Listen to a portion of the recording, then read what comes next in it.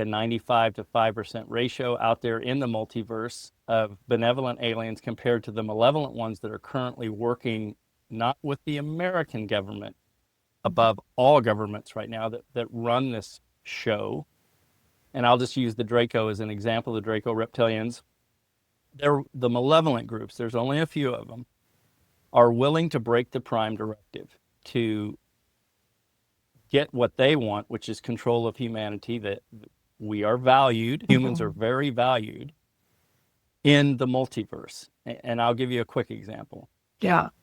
If they amalgamate us with technology, which they can do in a hot second, they're genetic masterminds and have done this on many worlds across the multiverse, we are very, very expensive on the trade routes in space. In other words, we're worth a lot.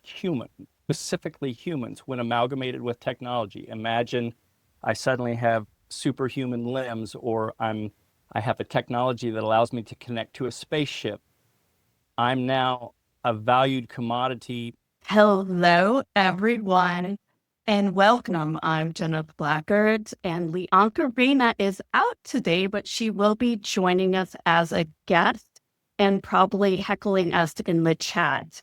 She does not feel well today, so I am hosting this conversation alone.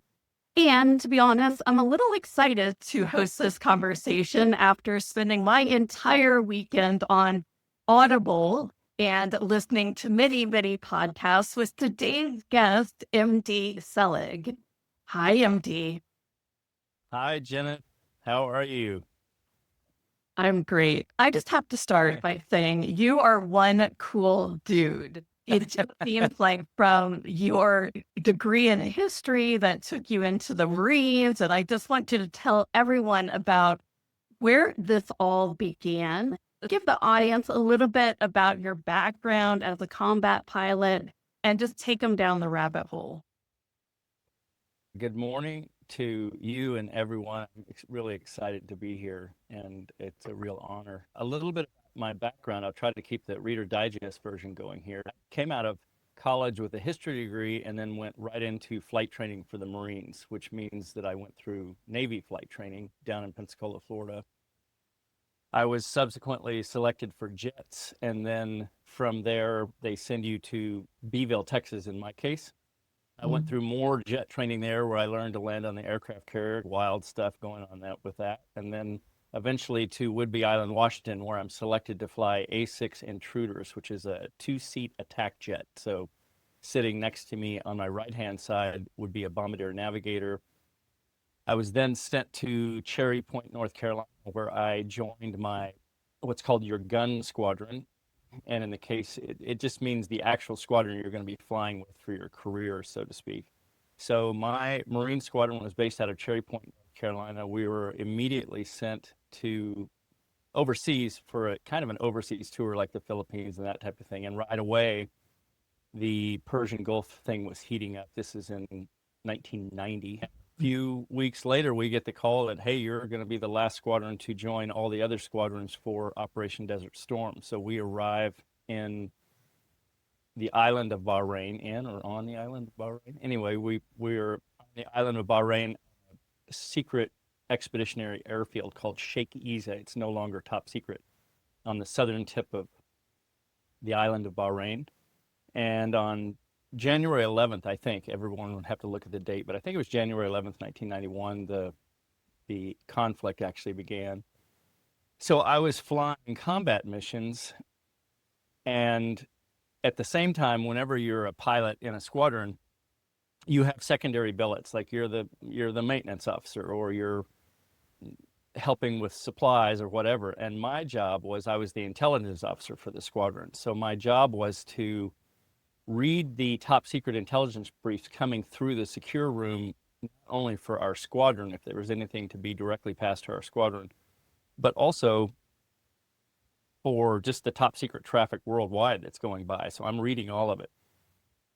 And then at the same time, so I have these missions that I'm flying, which are actual combat attack missions, and it's just crazy. And that was north of us in kind of the Basra area. It's where I'm flying my missions. And you're like a Top Gun dude. Is that, well, use that word?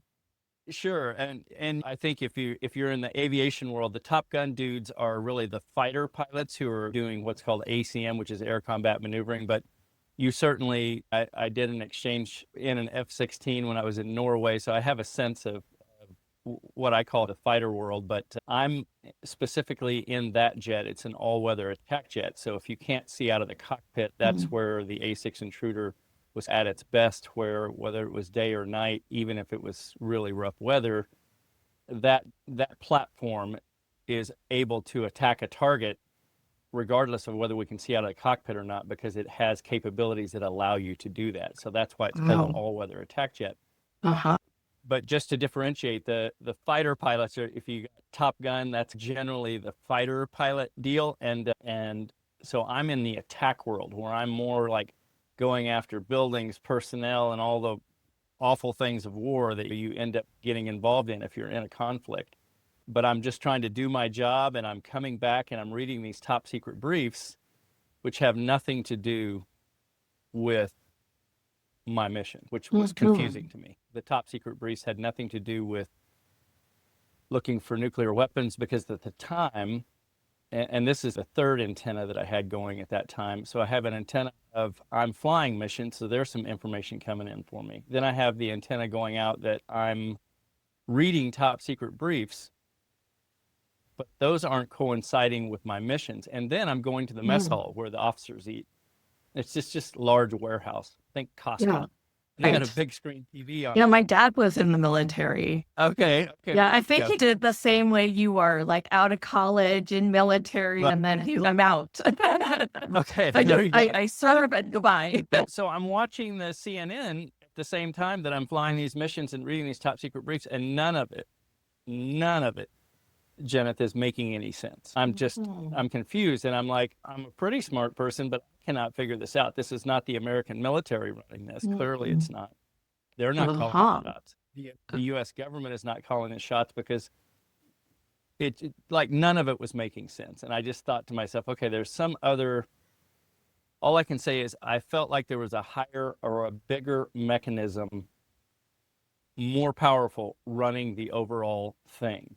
But I didn't have any answers. Mhm. It just set me on a course of, okay, I need to learn how to look behind the curtain and figure out ways to see maybe another reality that is actually there that I just am not supposed to see.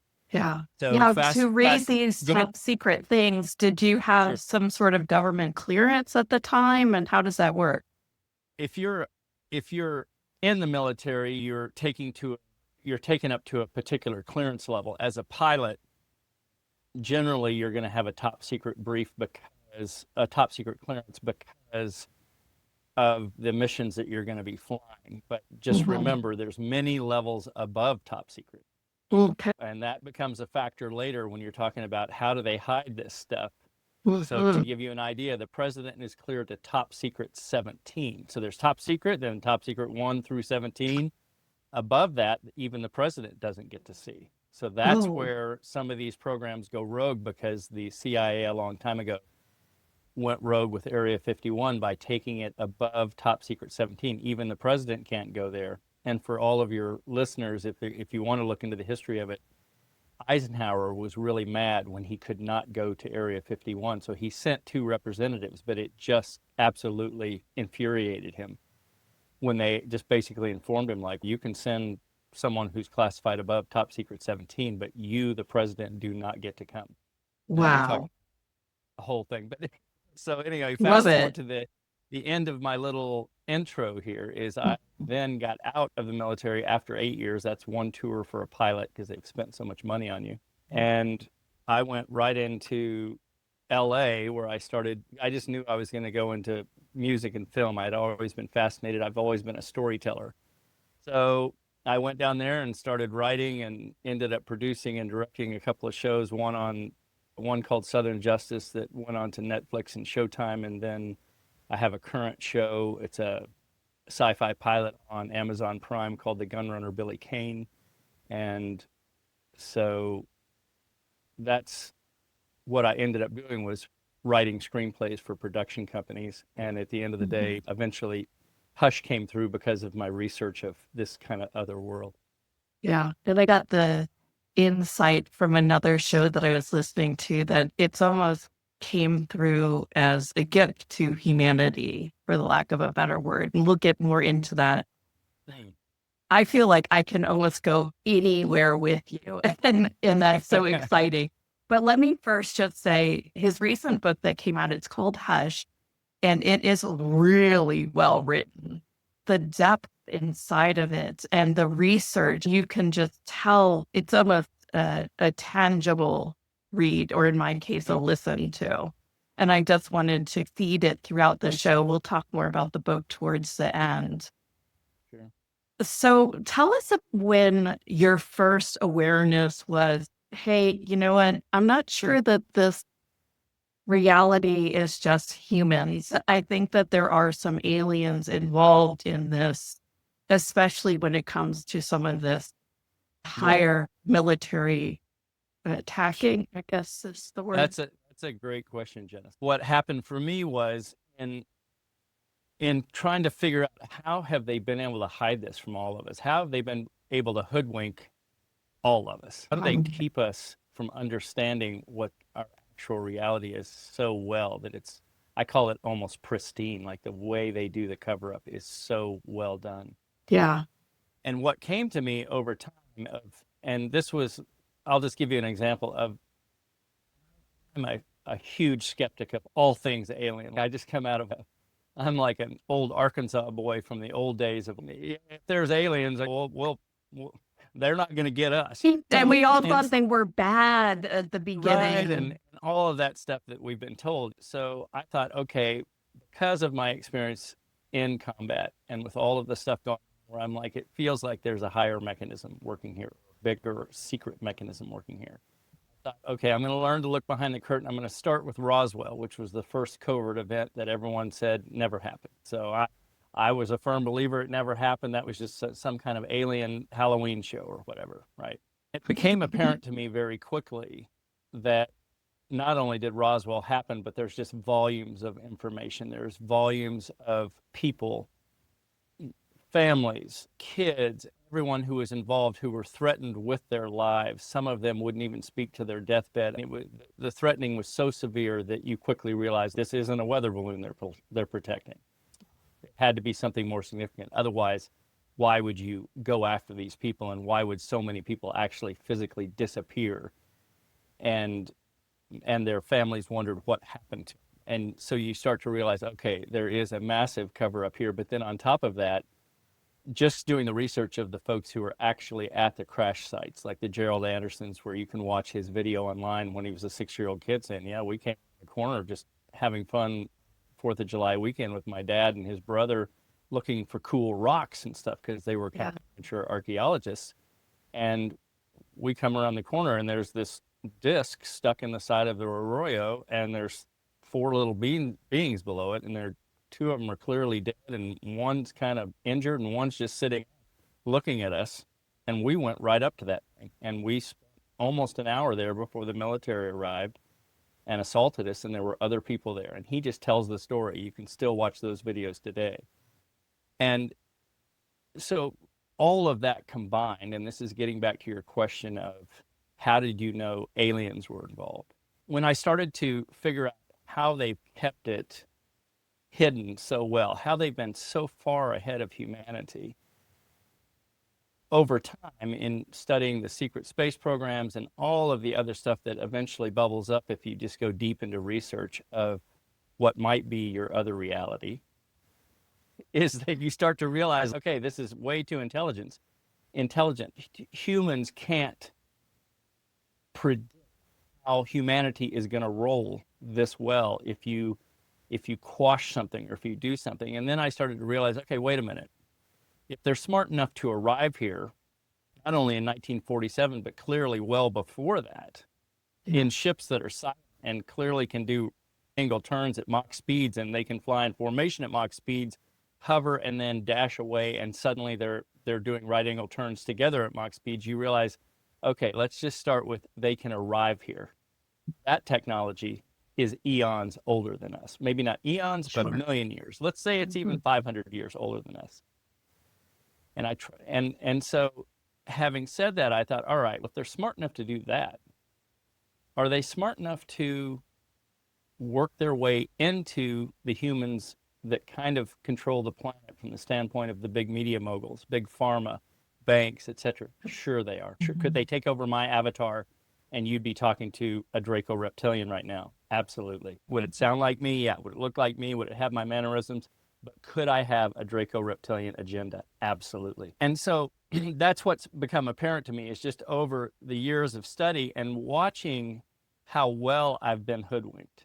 How I still to this day, if someone says there's aliens, I'm like, yeah, okay.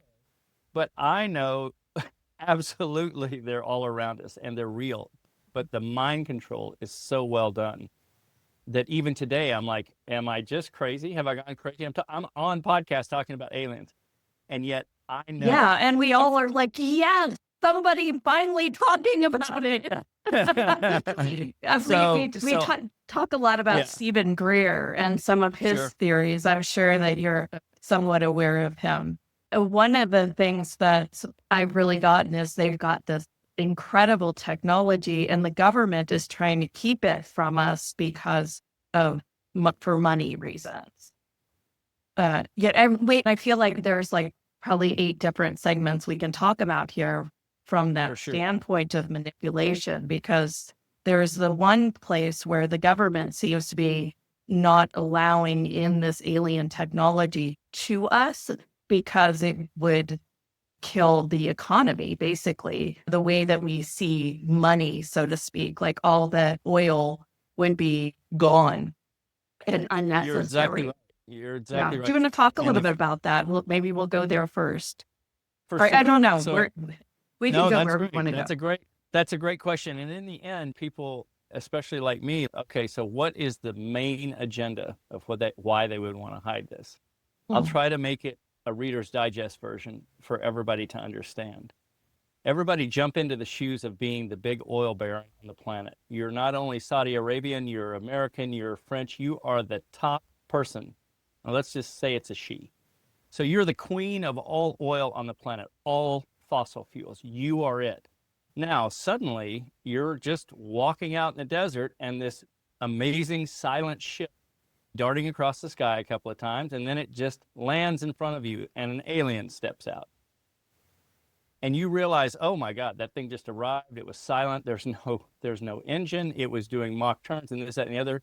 It's clearly got an energy source that is not fossil fuel. Now, you're the queen of fossil fuel. And the alien says, hey, how about we give you some things you would like some of this technology in exchange for what we want? Now, you're the queen. Are you going to allow your minions, which is all humanity, to realize, oh, there's another alternate, better, quiet, non-earth harming fuel available called 0-point energy, meaning it's free. It's energy from the ether that we can use to do anything we want. It doesn't cost anything. It doesn't hurt the planet. You're the queen of fossil fuel. You're going to allow that out to the humanity? That's what feeds your life. That's what buys all the things you want. That allows you to do anything you want on the planet and control humanity. Really? You're going to allow that out? No. Most likely what you're going to do is you're going to say, hey, alien, you're really awesome. I'll do an exchange with you. We're going to keep it secret. I'll do an exchange with you for technology. I'll give you some things that you want, and I won't go into what those things are right now. You can certainly read about some of what I understand to be the actual reality. Again, my view, but you can certainly read the book and get an idea of what the queen of fossil fuel might exchange with an alien race for technology. And that's what it's all about. Alien traded technologies allow the queen of fossil fuel to not only continue to control the planet, still getting money from all the humans who drive cars and fly in oil dripping jets and blah, blah, blah. But excuse me, I'm in the middle of a podcast. No, someone's knocking on the door. How's that for fun? But anyway, if you're that person, you're going to try to control as best you can what your current life is, which is you are the queen. You are in full power of full control of the planet. You work with big pharma. You control the media. You control everything. You control humanity. Yeah. So that's the Reader's Digest version of what would be their agenda to keep this Right. secret? Now, just remember, I'm only giving you the example of big oil as the king of big Correct. oil. But remember, there's the let's say the king of big pharma. Are you going to allow a med bed to arrive from aliens that you can just lay on, and the med bed talks to your DNA and says, "Oh, you need help on your left aorta right here. You've got some cancerous cells. Let me just fix those for you." No, you're not going to allow Right. it. You're the head of big pharma. You make money when people take pills. So if you just sit back for a second and go, what's realistic here? If I'm big pharma, I'm not allowing alien technologies to be known. Now let's just take Yeah. it to the final level. You're any government, not just the American government, Canadian government, any government. If today 6 saucers land, and let's just say they're peaceful. They land today in Washington, D.C., and a few aliens step out, and they seem to be pretty cool. Let's say they're tall Nordics, 7 feet tall, with blue eyes, and they're really being wonderful to you. And they're showing you a technology that has just landed in Washington, D.C., all over the city, and you're realizing, wow, these are silent. There's no engine here. They just came in at Mach speeds and then landed silently. And there's beings walking out of them. And this is technology that's amazing. Are you then ever going to listen to your government again? Why would you? Yeah. Your government can't do this. Just think about it. The world explodes into, we're going with the aliens. We're going to listen to screw the American or the French.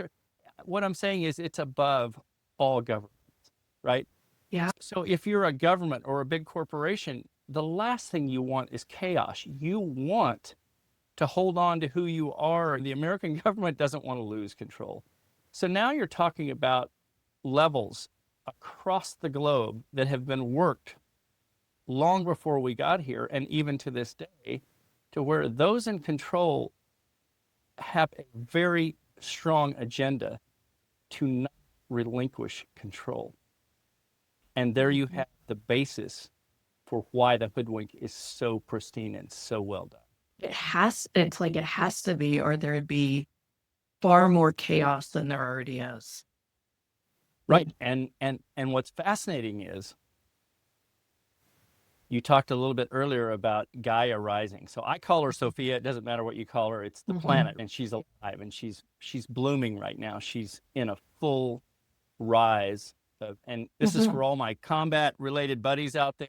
Yes. For everyone in the world. You can say that I've gone off the deep end, but I can just tell you from all of my research of not only alien contact with so many thousands of people across the world now who allow you to know what they've been exposed to and what they've seen in the secret space programs, and the benevolent aliens, and it's like a 95 to 5% ratio out there in the multiverse of benevolent aliens compared to the malevolent ones that are currently working not with the American government, above all governments right now that run this show.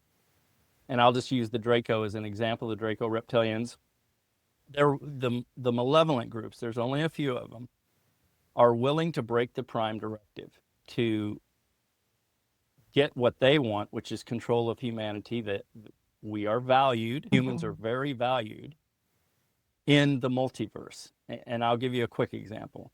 Yeah. If they amalgamate us with technology, which they can do in a hot second, they're genetic masterminds and have done this on many worlds across the multiverse. We are very, very expensive on the trade routes in space. In other words, we're worth a lot. Specifically humans, when amalgamated with technology. Imagine I suddenly have superhuman limbs, or I have a technology that allows me to connect to a spaceship. I'm now a valued commodity. And let me give you a quick example. If you're a pirate in the 1600s and you're watching a merchant marine ship leave Britain and you know you want to attack it, what are you going to attack it with? You can start with swords. That's cool. But what if someone comes up to you and says, hey, dude, here's a flintlock pistol. You ought to try attacking a ship with flintlocks. You might have more success. And the pirate goes, hey, wow, cool. I want the flintlock. And then a year later, someone says, dude, cannons. See that Spanish ship over there with all the gold on it? It's got some cannons on it. We got cannons. Do you want to buy them? And the pirates say, yeah, I want the cannons. So it has to do with technology. And even in the old days, technology is a flintlock pistol, and then it's a cannon. So now let's just take it to space. If you are a ship traveling throughout interstellar space, what do you need on your ship? You need protection. It's literally just like the seas of old. You have to have protection for your ship. You don't know what malevolent alien race could board you, and they will. You need protection. Even if you're a malevolent race, you want to have the ultimate armaments. Yeah. Humans are valued for certain things that we alone provide, especially if we're amalgamated. That's one of a very small example of why humans are valued by the Draco, by the Greys, by the Maitra. And I'm sorry about the noise. There's folks outside of where I am. You're good. But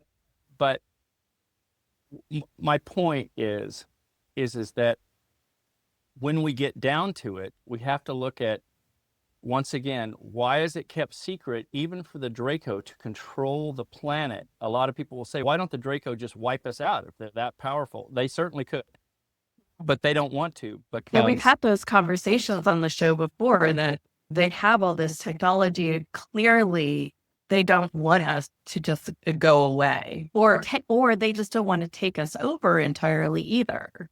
Exactly. And when you just start thinking about that, God, okay, if it's, we can't hear it. Break in a second to let you talk. You can't hear. Okay, good. Okay, my mic is pretty good. Okay.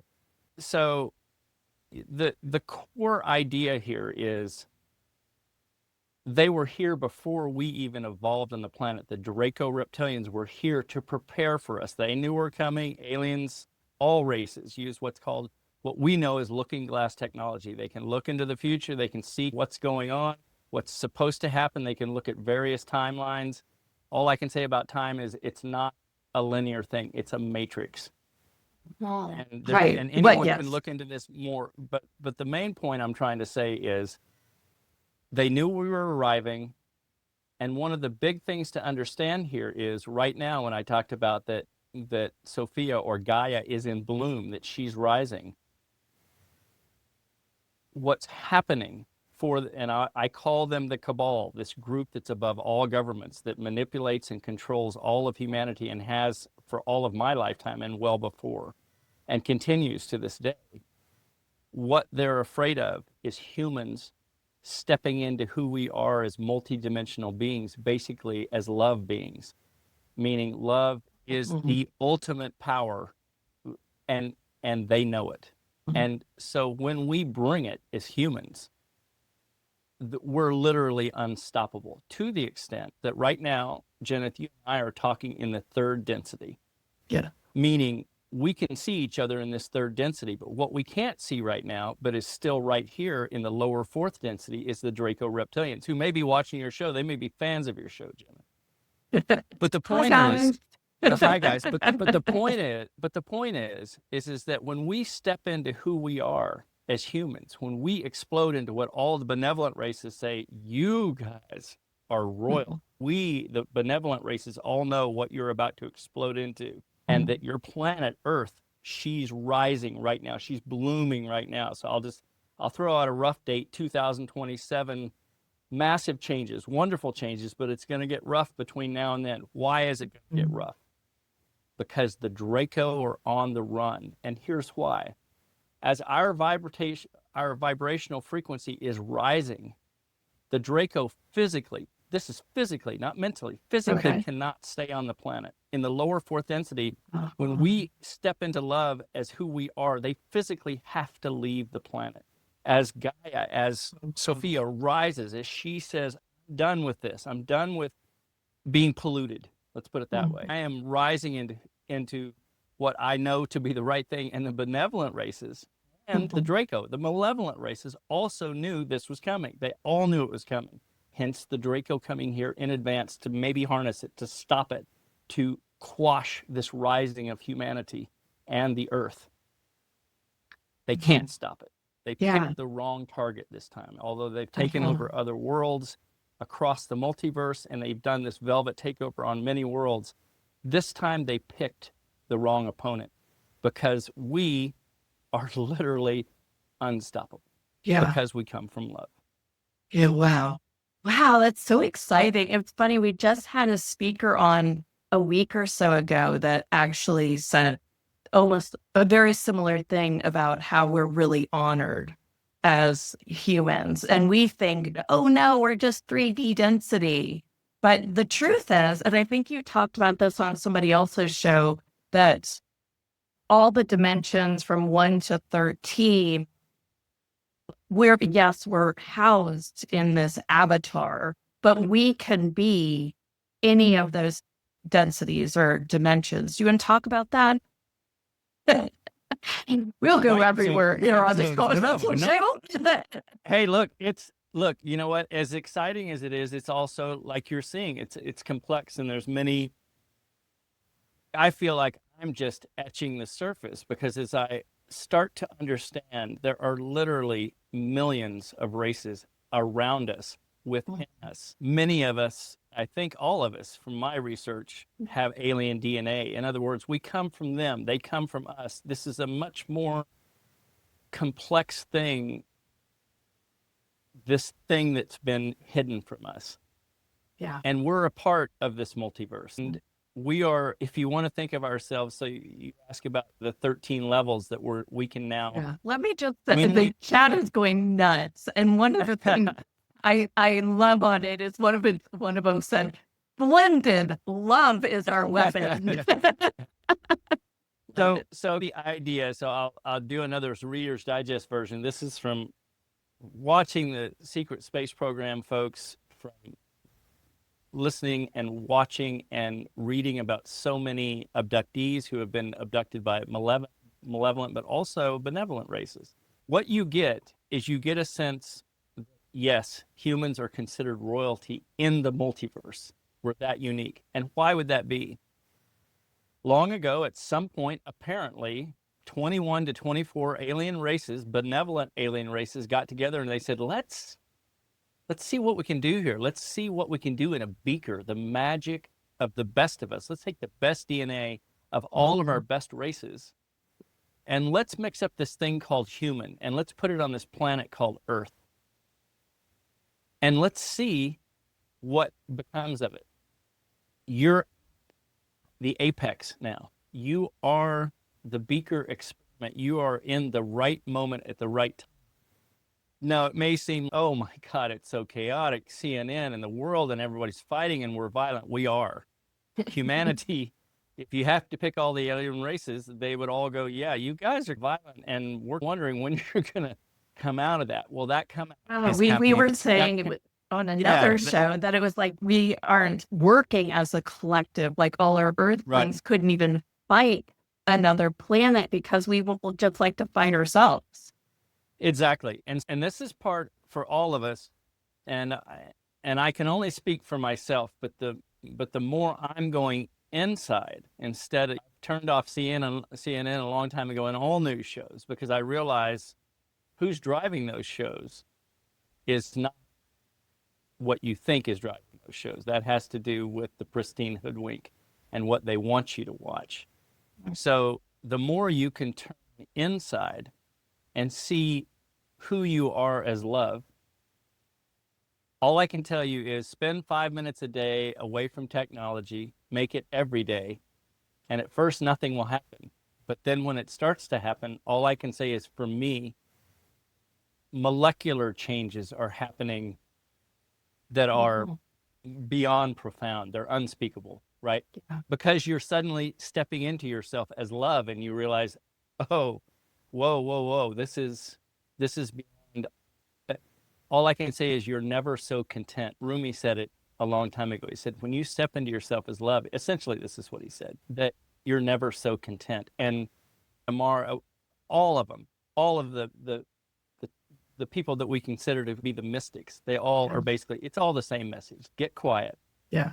Look, put your focus inside, not outside. Don't look out there for your satisfaction. Don't look out there to have anything solved. Don't look out there, because out there is just fear of what someone else wants you to continue to dwell in: fear, the news, everything else. If you go inside and figure out who you are, you're going to find you're just love. But when I say just love, you're the most Everything. powerful thing that there is. You're the thing that drives, that creates this multiverse. You're Yeah. it. So that's what's So fun excited. that is coming right now, where it will still. And the reason I say it's going to get rough between now and 2027, before we see some significant, you're going to have Oh, significant that's right events around the occur. corner, man. It's right around the corner. Yeah. Is if you think about a group who wants to hold on to control, what are they going to do at the end when they're being forced off the planet physically because they stay in this vibrational frequency of us rising? What are they going to do? They're going to do one last grasp. They're going to try to get one last final swing in, right? And for them, that means, let's see how many humans we can take with us.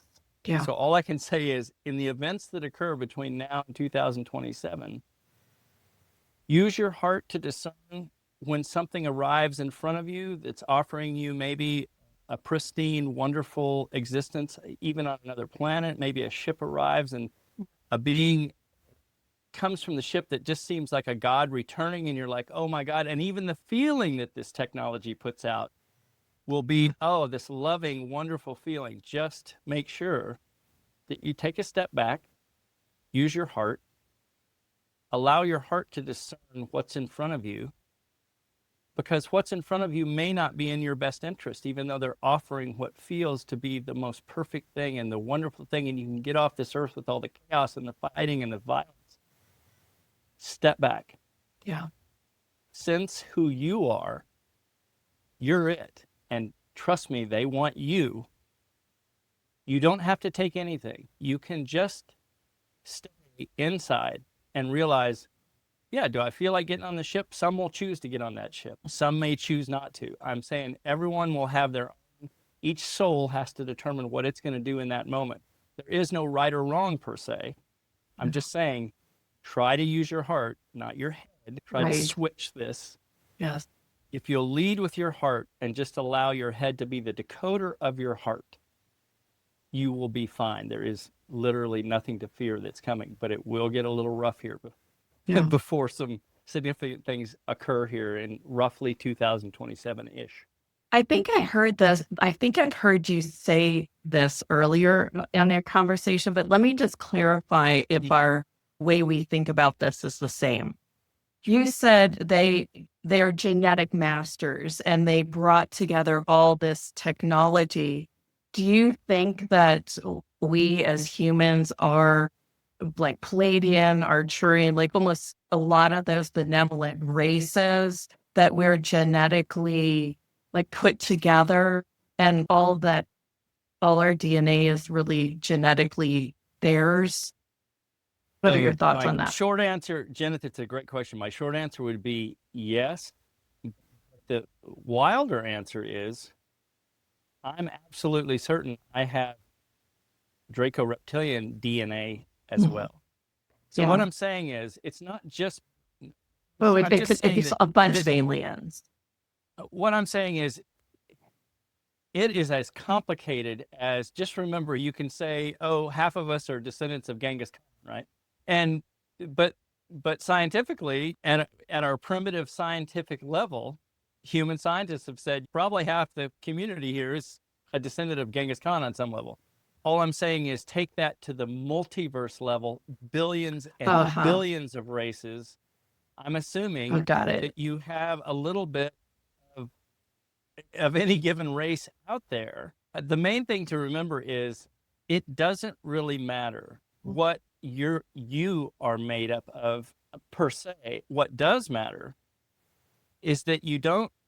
All I'm trying to tell folks is, my experience is, can get hooked by CNN. I can get hooked by people going off on AI Atlas and all of these other kind of scary things. And that is exactly why we are here today on a show like yours, where we're trying to kind of break this pristine hoodwink. Yeah. But we can't break it if we continue to dwell on what they want us to dwell on, which is AI and fear and It's like are fear aliens mongering. coming? Yes. So if you just stop for a second and you go, wait a minute, if I switch it all off, I go in here. Yes. I have This, the weapon. I have all the this, power. and it's not even a weapon. It's so far I beyond know. a It's weapon. just funny. It's an unspeakable generosity, Yes.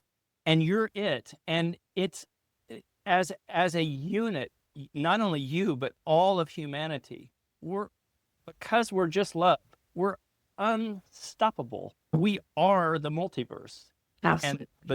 And the malevolent aliens know it, and they're on the run, and that's what's occurring. I love it. What about the shows you talked about? And you talked a lot about the moon. There's two things that I want to address, and I know we're getting a little tight on time. And then I want to talk about the book a little bit more. Sure. I think that people are getting what could possibly be in the book. Yeah. But I heard on the Gaia, the app, there was a man that was channeling, I believe, the Pleiadians, and they said that they made the moon.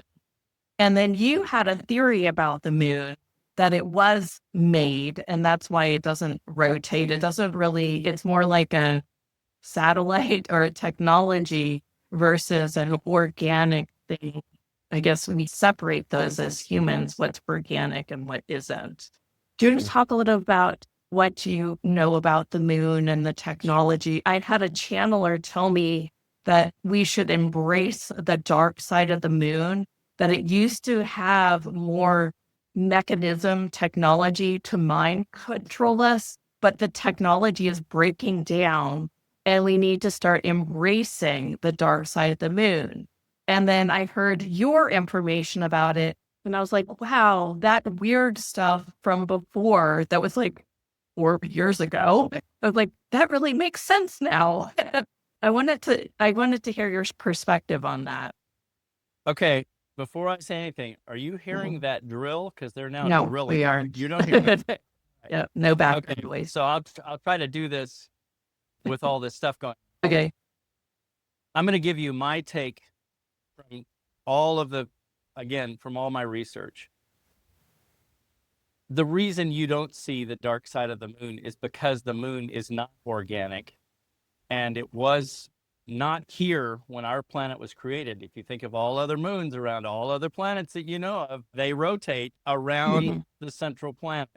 That's an organic moon. That's a real moon. That's an alive thing.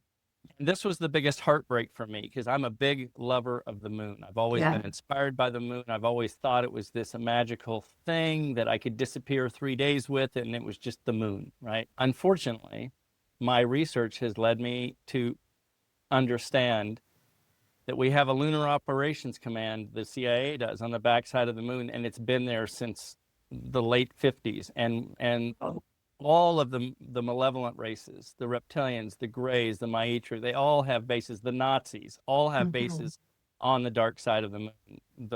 The reptilian base is trapezoidal. The Nazi base looks like a swastika. There's literally so much volumes of information that the moon is literally hollow, to the extent that when the Apollo mission dropped off its lander and it had to go back to the moon to crash land, when it hit, all the ham operators on Earth are going, why is there this huge ringing?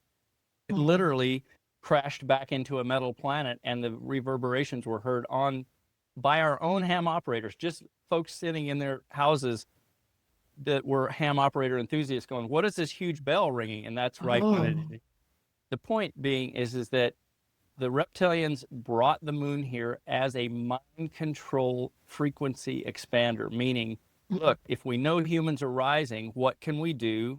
What technology can we bring to help us control this group that's about to rise? If we can keep them in the third density, that would be a number one thing. How would you do that? Let's just hose down the planet with a frequency from a frequency expander like the moon. And you wonder, it never rotates. So that's so strange. And why don't we ever really get to see pictures of the dark side of the moon? Interesting. But you have I can't remember the Air Force guy who just got terminated, who was the electronics technician that went into NASA many years ago. I don't even know if it was a NASA facility, But he went in to help with some electronics that were malfunctioning. It turned out he was in a photographic shop of satellites that were on the backside of the moon, that were traveling on the dark side of the moon. And he was then privy to photographs of all these bases on the dark side of the moon. And he realized he was in trouble. He was talking to a tech going, these, these are bases. And the tech looked at him, and then he realized, okay, I'm in trouble here. And I can't remember his name. He was a sergeant in the Air Force at the time. He was just in the congressional hearings. He then gets hit by a tractor trailer, I think a year ago, while he's riding his bike. An interesting thing that very rarely happens. We call it death by suicide.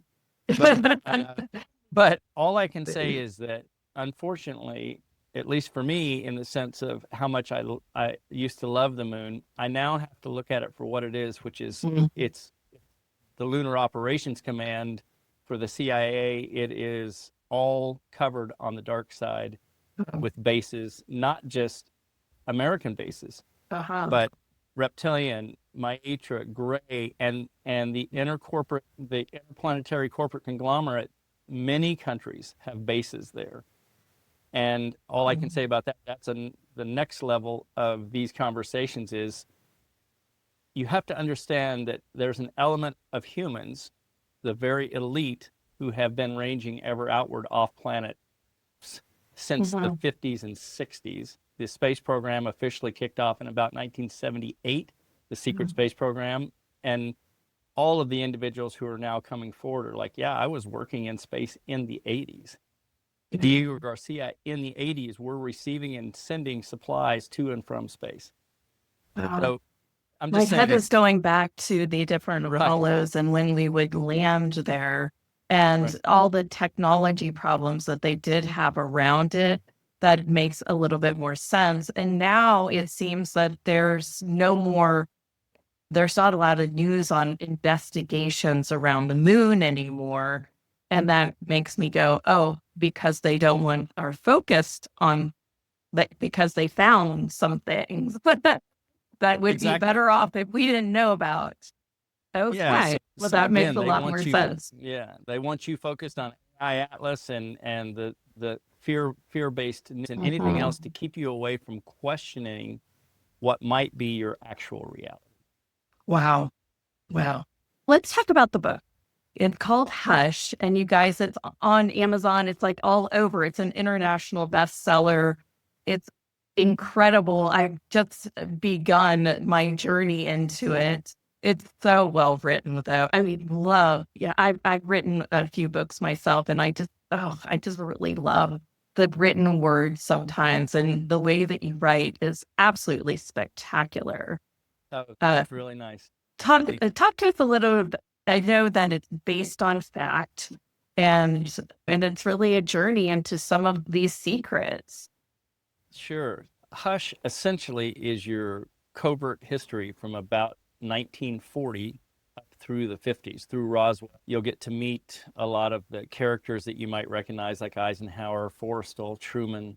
And what I've tried to do is, it's a fictional book, but all I can tell you is it's insanely researched. So if you're reading about Ike walking around at Roswell and it says he's a convoy and he's heading to such and so crash site, you might find, if you do your research, that it's excessively accurate as best that I could do for all of the events that occurred throughout the book. Just Roswell, but Cape Girardeau or any place else where there was a crashed alien event that really changed things for not just for America, but for the planet.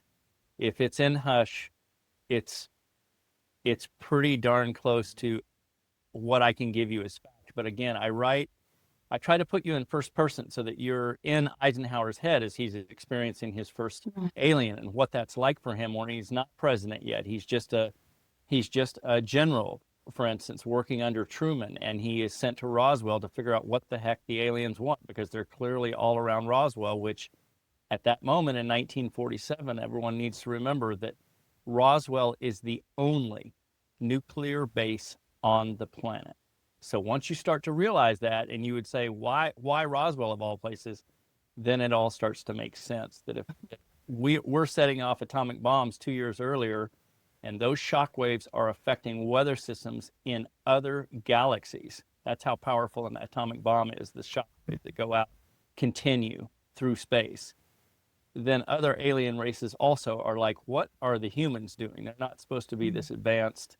Hence, Roswell starts getting probed by various alien races, going, what are they doing? And specifically, the electromagnetic pulses that are being generated around Roswell and the ships that are seen before the incident even occurs by the townspeople are just so heavily documented. People were saying we were seeing ships for weeks before the actual Roswell incident, before the crash landings occurred, Yeah. just darting around the town and over the base, and they were silent and they were traveling at Mach speeds. And we'd tell the military, and they'd say, "No, you're not really seeing those," or they're just Russian reconnaissance. But nobody understood because they were silent and excessively fast and doing things that they clearly could not be shot down because they were ad hoc going anywhere they wanted to go. So then you have these events that are occurring, and in hush you'll get to read about some of how Roswell evolved into what it became. You'll get to read about the crash landings, and you'll get to read it through the eyes of, say, James Forrestal going there to figure out what happened, or Eisenhower, or any number, Mac Brazel, who was the center of the controversy. I try to put myself, from understanding all the research about those individuals, I try to put myself in their head, and in the book, you're literally walking as Mac Brazel, discovering his field of debris for the first time. Wow. So hopefully it'll be a fun read. I try to start with Yeah. story, and then if you enjoy the story, you might find that it's based pretty heavily in the best research that I can do. Yeah. As a hypnotherapist, I really feel like story and creating visuals within from the story really helps us like really stay in more of an alpha brainwave state where we can open up to these different adventures. Which makes me want to ask you one other question, because you mentioned Star Wars, and I was like, I bet he's a Star Wars fan too. I don't know if that's true, but what do you think about some of these stories that are Marvel and Star Wars and even Avatar? What are your senses? Do these stories are they usually based on somebody channeling or some insights? In your case, some insights from secret communications. What are your thoughts around that? Okay, so this is the MD Selig take on hardcore truth. Okay, love it. So Spielberg talks about, I wrote Close Encounters of the Third Kind over a long weekend. To tell you, from being a screenwriter for many, many years, that doesn't occur, period. Yeah. You're handed a script. Yeah. Someone is telling you, this might be what's really occurring, this exchange of astronauts for aliens via a ship may have just occurred. Here's a little treatment for you, Mr. Spielberg, and maybe you can make this into a movie. That's what occurs. And Spielberg said, yeah, I wrote this over a 3-day weekend, a long weekend. No, not even 2 weekends. It doesn't occur that way. Yeah. Story at the level of Close Encounters of the Third Kind is an event that not only occurred, but is well documented. Same with Star Wars. George, I love you. George Lucas, amazing, incredible. It's an impossibility. If you think of Darth Vader as a Draco reptilian, he doesn't look exactly like one, but all the energy and everything that's occurring, the mind control, all of the stuff, everything that you see in Star Wars, everything that you see in Close Encounters of the Third Kind, everything that you see on Star Trek, Prime. It's interesting how these interesting words come forward, like Prime Directive. Yep. All I can tell you is what's amazing and exciting is, as far as you can think, as far as technology and all that stuff, not only is it out there, it's far beyond your imagination. If you start thinking multidimensional, that beings can travel as energy and speak with you and work with you, and that you're one. When you step into who you are, you're multidimensional. Yeah. Then you start to just have a tiny bit, and I still feel like I'm on the cusp of how incredibly mind-blowing it all is, just from a technology standpoint. But let me reel us in for a second.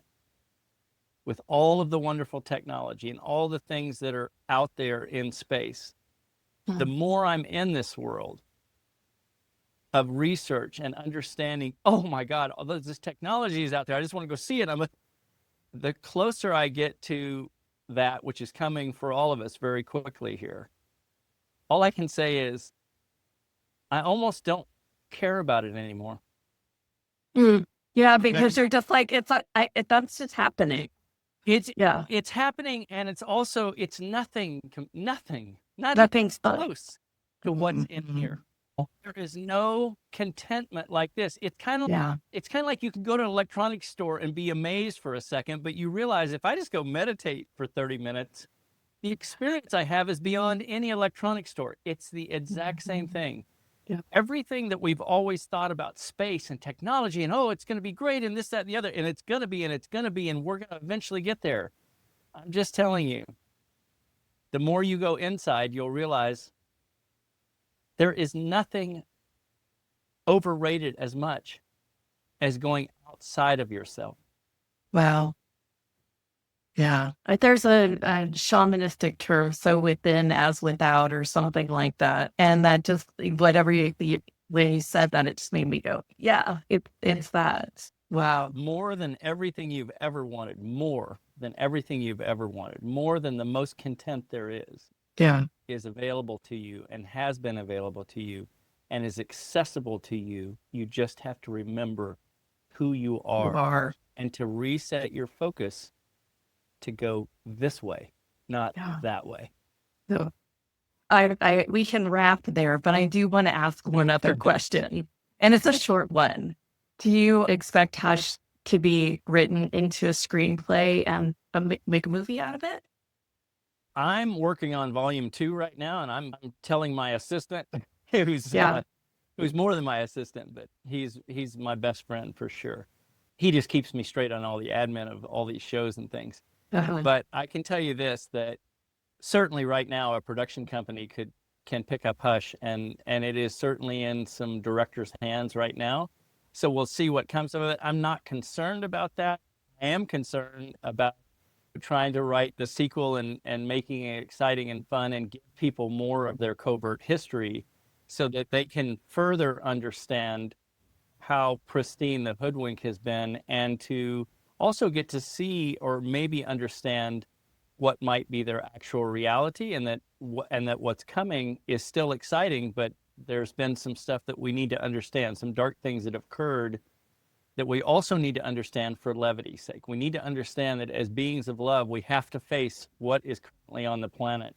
And some of the interactions that have occurred are rough, and you'll read about those in Hush. I won't give it away, but it's not an easy book to read, but I will tell you that you are better as a love being if you understand what's actually around you, and to then go, okay, look, it's not all perfect, it's not all bad, it's somewhere in between, and me as a love being, so to speak, or as love, what do I do with it now? And that's what I try to present with Hush, is you have to sit in what may be your actual reality and go, hey, he's not saying it's perfect, and he's not saying it's gonna be perfect, and he's not saying it's all bad. He's just saying, here's what might be an actual reality, your actual reality around you, and what can you do with it? What are your possibilities? And I'll just say, you're unstoppable. It's unlimited what we as humans are about to explode into. It's a super exciting time just ahead. Wow. I just want to read some of the chat. Wanda says, thank you, Michael and Jenna, for an incredible session. Left me with things to think about. Excellent discussion. Thank you. So fascinating. Michael, please come back when I can join the interview too, says Leonka. Wow. There's a little conversation on heart intelligence. Great advice. Love it. Thank you guys for your beautiful, beautiful comments. Ellen said, I just ordered the book. I think you won't be disappointed with the book. LD, thank you so much. This was just such a fun conversation. I feel like more people ready for them to come out with some of these insights and the mystery behind it all and all It's that. been my honor, Jeneth. Yeah, It's been my honor to absolutely. hang out with you, and you asked boat rocking questions. It's So been great. great stuff. And so Fabulous. anytime you can fit me in, I'll come back on the show and we'll make it happen. I look Yeah. forward to it. Fabulous. Thank you so much. You guys stick around for just two little announcements. One, if you're on YouTube, please subscribe and hit the bell to get notified. We meet live every Tuesday and Thursday at 9 a.m. Pacific time. I'm usually joined here with a beautiful co-host that has this empty space today, but we will love on her every Tuesday and Thursday. She just was not feeling too hot today. Also, we have a special Black Friday coming out, so please look for that in your email inbox. If you're not getting the emails from us, you can by signing up for houthustle.com. And we will send you little notifications of who we're interviewing next and some of the deliciousness behind the scenes of the show.